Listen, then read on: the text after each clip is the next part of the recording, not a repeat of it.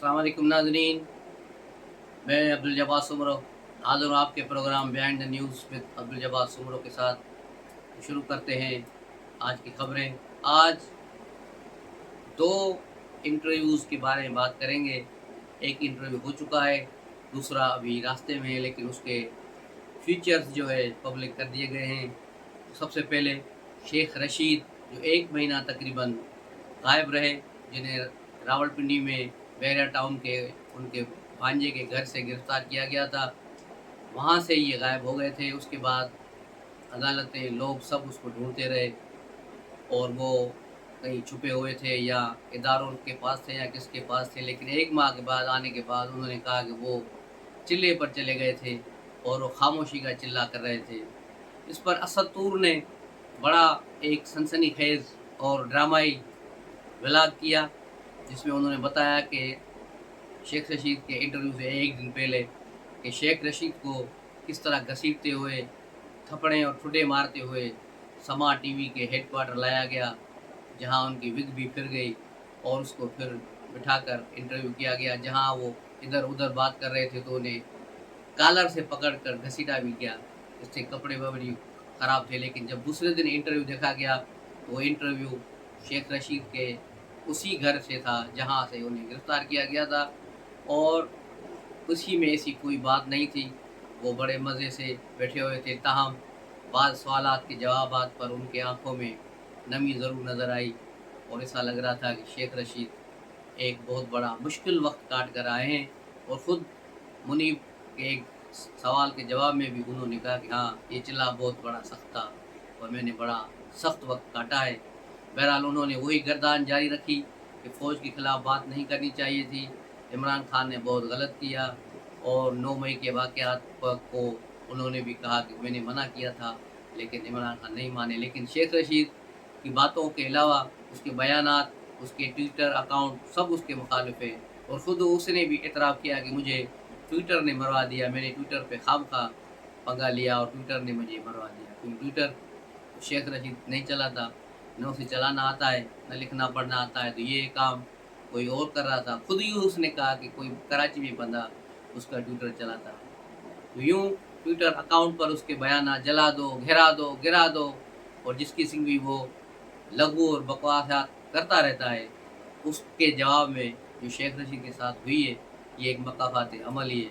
शेख रशीद वो एक पाकिस्तान की सियासत का एक वाहियात किरदार है, जो आपको याद होगा कि नवाज़ शरीफ के कहने पर मोहतरमा बेनज़ीर भुट्टो और बेगम नुसरत भुट्टो के ख़िलाफ़ असेंबली में खड़ा होकर बकवासियात करता था, गंद फैलाता था। बाद में यही शेख रशीद नवाज़ शरीफ पर भी भोंकता रहा मुशर्रफ के दौर में। उसके बाद मुसलसल और मरियम नवाज़ पर हमले करता रहा। यही शेख रशीद फिर बिलावल भुट्टो के ख़िलाफ़ भी बकवास करता रहा और उसके ख़िलाफ़ भी बिलो द बेल्ट जाकर बातें करता था, जिसके बाद फिर उन्हें गिरफ़्तार भी किया गया, उन पर मुकदमा भी बना और कई दिनों तक वो मरी के थाने में, कभी रावलपिंडी में, कभी कहाँ जेलों में रहे और फिर वहाँ से छूटे माफ़ी तलाफ़ी करने के बाद। लेकिन फिर वो पुरानी रवश पर चले गए और उनकी पुरानी रवश के बाद अब वो सुधर के वापस आए और इस उम्मीद के साथ कि शायद अब शेख रशीद बंदे दा पुत्र बन जाए। अब देखना ये होगा कि आने वाले वक्त में शेख रशीद क्या होता है। लेकिन असद तूर की जो कहानी थी वो बिल्कुल ही गलत थी। उसको बाद में कल यानी असद तूर ने खुद अपने व्लॉग में उस पर माज़रत की और कहा कि हाँ, उन्हें जो इन्फॉर्मेशन मिली थी वो गलत थी और अब वो इस पर माज़रत करते हैं। तो ये हैं सारी चीज़ें, लेकिन हमेशा ऐसी बातें करने से पहले अच्छी तरह से प्रोग्राम करना चाहिए। असद तूर जैसे शख्स से ये किस तरह इतनी बड़ी गलती हो गई। तो शेख रशीद जहाँ भी थे वहाँ से वापस आ गए और अब बुशरा बीवी की खावंद नंबर 1 खावर मानिका भी इंटरव्यू देने के लिए आ रहे हैं। मौजूद फ़ख्र के एक व्लॉग के मुताबिक खावर मानिका ने इंकशाफ किया है कि जिस दिन यानी 1 जनवरी को उन्होंने बुशरी को तलाक दी थी सुबह के वक्त, तो शाम के वक्त उन्होंने इमरान खान से निकाह कर लिया था। यानी उसी दिन, अदद का तो सवाल ही पैदा नहीं होता, उसी दिन फिर उन्होंने उसका निकाह किया है। इस हवाले से देखा जाए तो जो दूसरा निकाह हुआ है वो भी अदद के दौरान हुआ है। यानी उसका भी अदद फिर कंप्लीट नहीं हुआ। 1 जनवरी से लेकर अगर सारी डेट्स में लाई जाएँ तो उसका भी अदद मुकम्मल नहीं होता। ख़ावर मानिका ने और भी बहुत सारे इंकशाफात किए हैं, जिस पर हम एक तफ़सीली प्रोग्राम भी करेंगे। उस पर अभी बहुत सारी चीज़ें क्योंकि क्लियर नहीं है कि इसी तरह कोई इल्ज़ाम की सूरत हो जाएगी, इसलिए साफ़ चीज़ें जब आएँगी तो हम ख़ावर मानिका के इस इंटरव्यू पर भी बात करेंगे। ख़ावर मानिका क्या करता रहा है, ख़ावर मानिका कस्टम में किस तरह करप्शन करता था मुबैना तौर पर, उसके बाद ख़ावर मानिका ने क्या कुछ किया है और किस तरह वो लोगों को डरा धमका कर काम कराता रहा है, ज़मीनों पे कब्ज़े ये वो। इसका तो बशीर मेमन ने भी इज़हार किया है कि वो एक दिन मुझसे मिलने आए और कहा कि हमारी हुकूमत में और हमारे लोगों को गिरफ़्तार किया जा रहा है। तो मैंने कहा था कि हमारी हुकूमत का क्या मतलब है, आपकी हुकूमत कैसे होगी? तो उन्होंने कहा कि वो मेरी साबका बीवी है। तो यूँ ख़ावर मानिका बीवी से अलग भी रहे और फ़ायदे में वो बीवी के साथ भी रहे।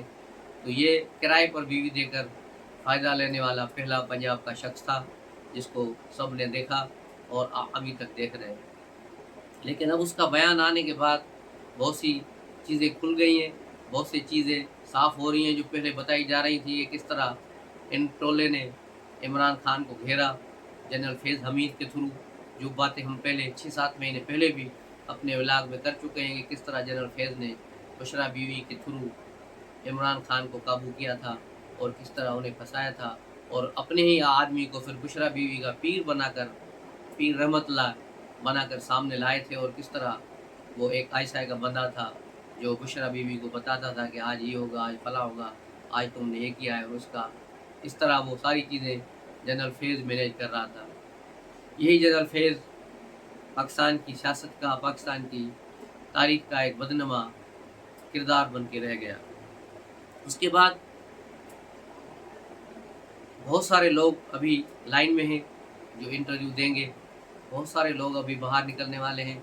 पीटीआई के आहिस्ता-आहिस्ता आप देखेंगे बहुत सारे लोग आएँगे और यूँ पीटीआई का अब कोई भी बड़ा लीडर सामने नहीं बचेगा। बाज़ लीडरों को छोड़ दिया गया है, जिसमें अली मोहम्मद खान भी शामिल है, असद कैसर शामिल हैं या फिर शफ़क़त महमूद हैं। इस किस्म के होम्योपैथिक लोग हैं, लेकिन ये सारे लोग अपने तौर पर लिखा कर बाहर आए माफ़िया मांग कर कि हम आपके साथ हैं और वो उसी स्क्रिप्ट के साथ चलेंगे जिस स्क्रिप्ट का उन्हें हुक्म दिया जाएगा। अगले इंतखाबात में फिर वही 2013 की असेंबली का फंक्शन नज़र आएगा, जिसमें पीटीआई को 30-35 नशस्तें ही दी जाएंगी जो इमरान खान के बगैर होंगी।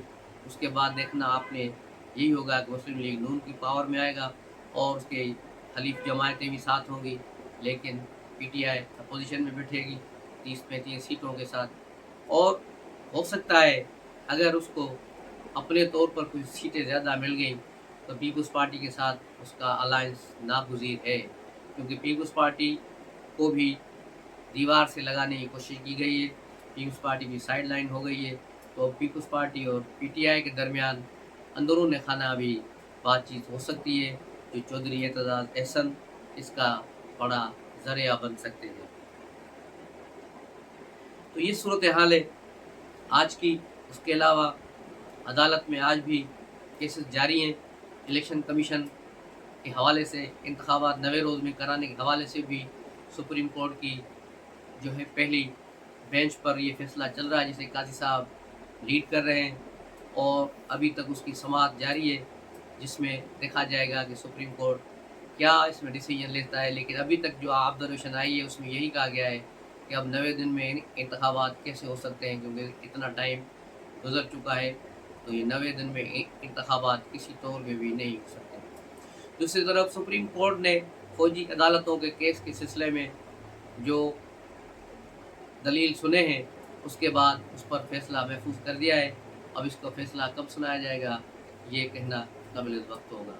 तो मिलते हैं अगले व्लॉग में, तब तक के लिए इजाज़त दीजिए। अस्सलाम वालेकुम।